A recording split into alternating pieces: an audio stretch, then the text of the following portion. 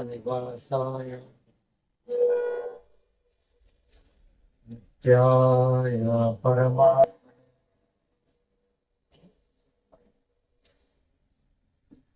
बलभद्र सुभद्रा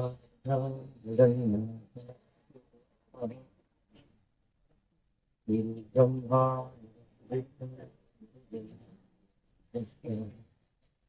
गुरु साक्षात्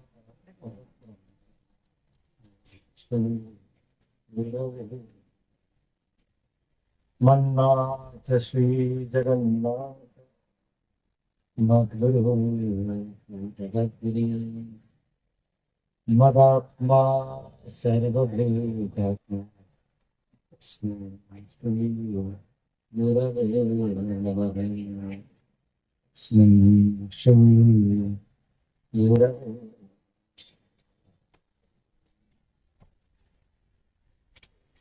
पूज्य स्वामी माधवानंद जी महाराज मंचासीन समस्त आचार्य विशिष्ट अतिथि वृंद और श्री जगन्नाथ समिति नोएडा के समस्त भाई बहन कर्मकर्ता वृंद, उपस्थित भक्त वृंद, आज अति पवित्र बसंत पंचमी सरस्वती पूजा के दिवस में चतुर्धा दारु विग्रह श्री जगन्नाथ, श्री बलभद्र, देवी सुभद्रा, चक्रराज सुदर्शन और अन्य सब पार्श्व देवी देवताओं का प्रतिष्ठा संपन्न हुआ। इसलिए प्रारंभ में सेवक, इस समिति के जितने भी भाई बहन सेवक हैं, सबको हार्दिक अभिनंदन साधुवाद ज्ञापन करता है।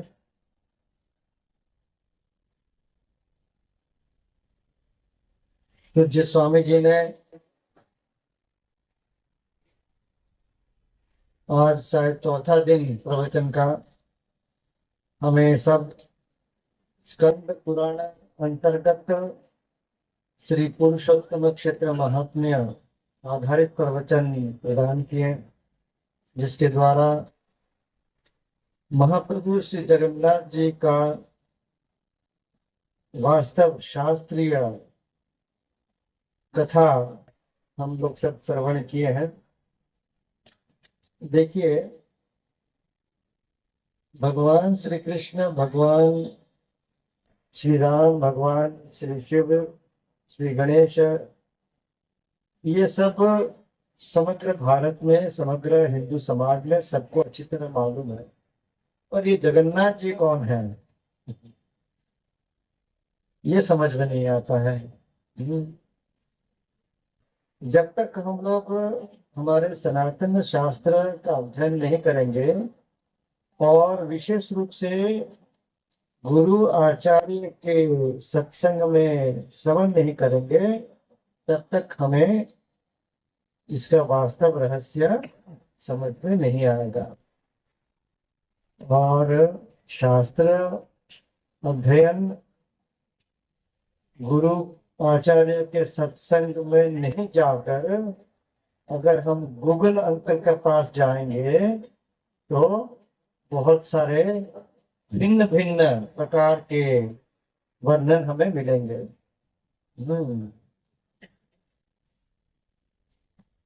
तो मैं थोड़ा सा एक रहस्य कह देता हूँ। ये नोएडा मंदिर कार्यक्रम जब शुरू हुआ हमको पता नहीं था। जब संपूर्ण हो गया निर्माण और प्रतिष्ठा का समय आया तो हमारे भाई लोग यहाँ बैठे हुए हैं, हमारे पास पहुंचे वीडियो के माध्यम से। और जब हम उनसे बातचीत हमने किया तो हमको ये महसूस हुआ कि जगन्नाथ जी के बारे में ये बिल्कुल जानते ही नहीं है। ये सब गूगल अंकल के पास पहुंचे हुए हैं। तो हमने निवेदन किया कि देखो भाई, विश्व में जितने भी हमारे धर्म हैं या संप्रदाय हैं, क्रिश्चियनिटी कहिए, इस्लाम कहिए, बौद्ध, जैन, सिख या सनातन वैदिक धर्म कहिए, सब शास्त्र पे आधारित है, क्योंकि शास्त्र जो है वो महापुरुष के वाणी है, जो त्रिकालदर्शी हैं, जो भगवत दर्शन प्राप्त किए हुए हैं, जीवन मुक्त हैं, और उनके वाक्य में सत्यता है।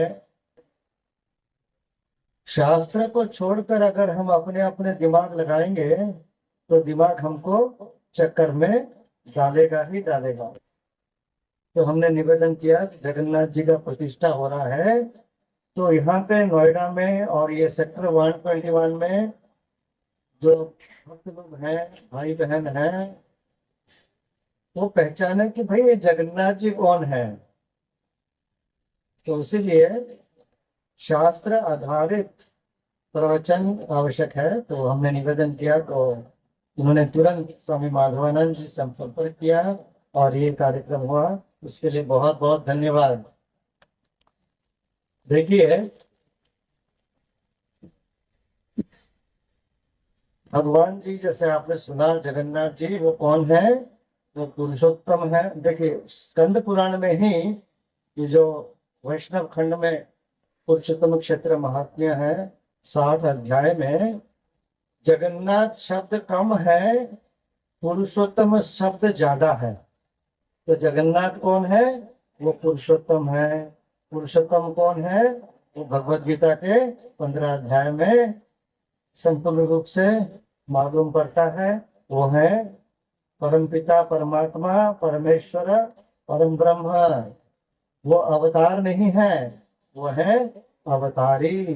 जैसे आपने सुना,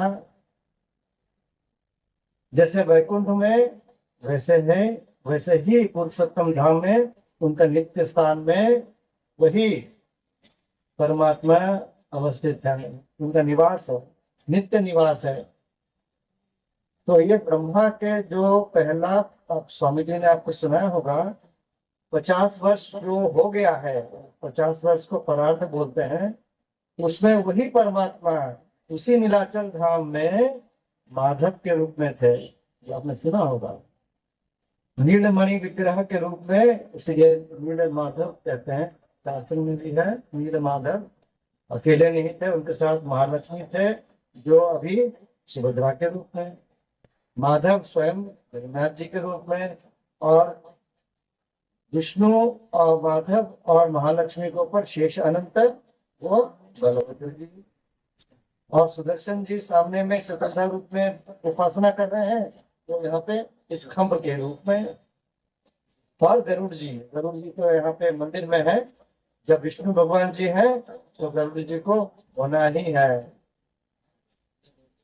तो ब्रह्मा जी के पहले परार्ध में, यानी पहला 50 वर्ष जो बीत गया है, उसी स्थान में नीलाचल में पुरुषोत्तम क्षेत्र में वो उस माधव के रूप में थे। और जब ब्रह्मा जी का वो 50 साल पूर्ण हो गया है और अभी चल रहा है 51st ईयर, उसमें वो इस रूप में प्रकट हुए। उसका रहस्य आपने सुना।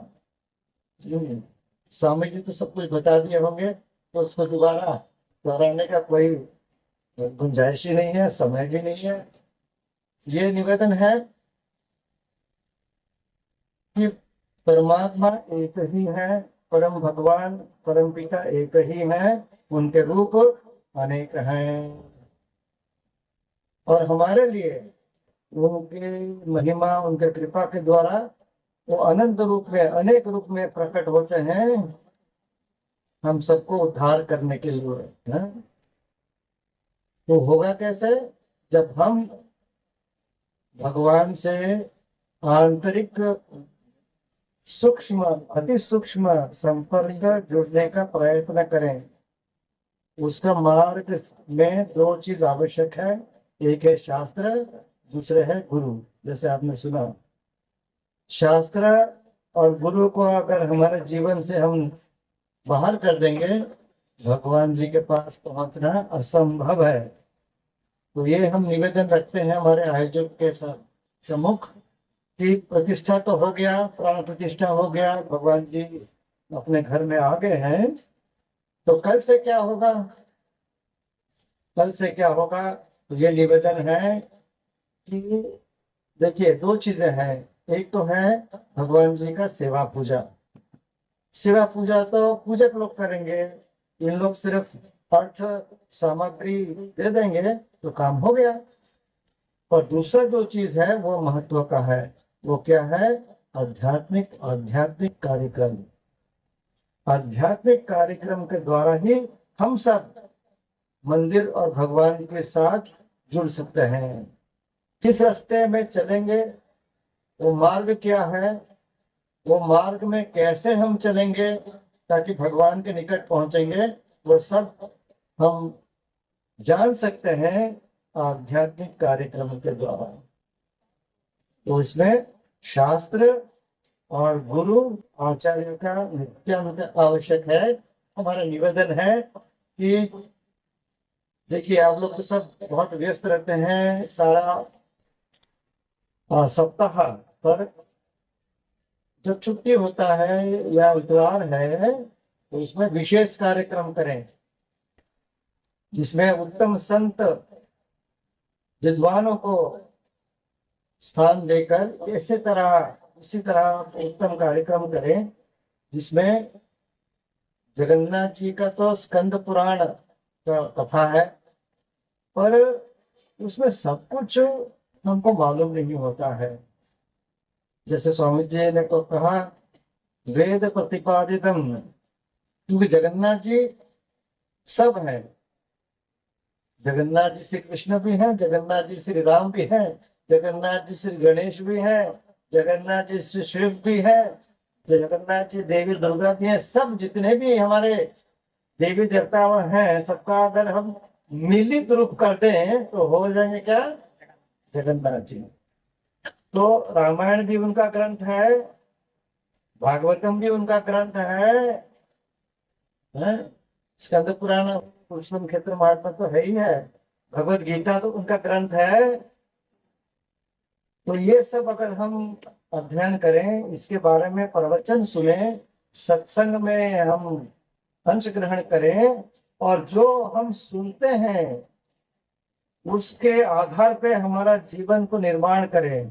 दैनिक हमारा जो जीवन का कार्यक्रम होगा उस शास्त्र अनुमोदित पथ के अनुसार होगा, आचार्य और गुरु के वचन के अनुसार होगा, तब हम भगवान जी के निकट जाना शुरू करेंगे। हम 1000 बार मंदिर आ जाएंगे, माथा टेकेंगे, भगवान जी को नारियल देंगे, उससे कुछ नहीं होगा। जब तक अंतकरण शुद्ध नहीं होगा, तो जैसे स्वामी जी ने कहा, भगवान जी का रूप हम दर्शन करते हैं, पर जब तक भगवान जी जो सर्वत्र है, भगवान जी जो अंतर्यामी है, जब उनका दर्शन नहीं होगा तब इसका कोई फायदा नहीं है, क्योंकि ये चर्म चक्षु से तत्व का दर्शन नहीं हो सकता है। हमारे सब जो भी हमारे शरीर में जितने भी हमारे जो भी कुछ हमारे पास है वो सीमित है, वो असीम के पास पहुंच नहीं सकता है। तो सब मार्ग क्या है? साधना का पथ है, साधना का मार्ग। बिना आध्यात्मिक साधना भगवान जी का पास पहुंचना असंभव है। और भगवान जी का निकट नहीं जाएंगे तो भगवान जी की कृपा कैसे लाभ करेंगे? तो भगवान जी का कृपा प्राप्त करने के लिए हमको उस आध्यात्मिक साधना के पथ में चलना ही होगा। और उसके लिए ये मंदिर का निर्माण, ये मंदिर होगा आध्यात्मिक चेतना जागरण के लिए एक मुख्य केंद्र इस नोएडा क्षेत्र के लिए। तो इतना कहते हुए हम फिर भी दोबारा हमारे कार्यकर्ताओं को निवेदन करेंगे कि भगवान जी का पूजन तो होते रहेगा, पर उसके साथ भक्तों के लिए, भक्त और भगवान के मिलन के लिए बारंबार आप हर प्रकार के आध्यात्मिक कार्यक्रम अनुष्ठित करें। सर्वे भवन्तु सुखिनः।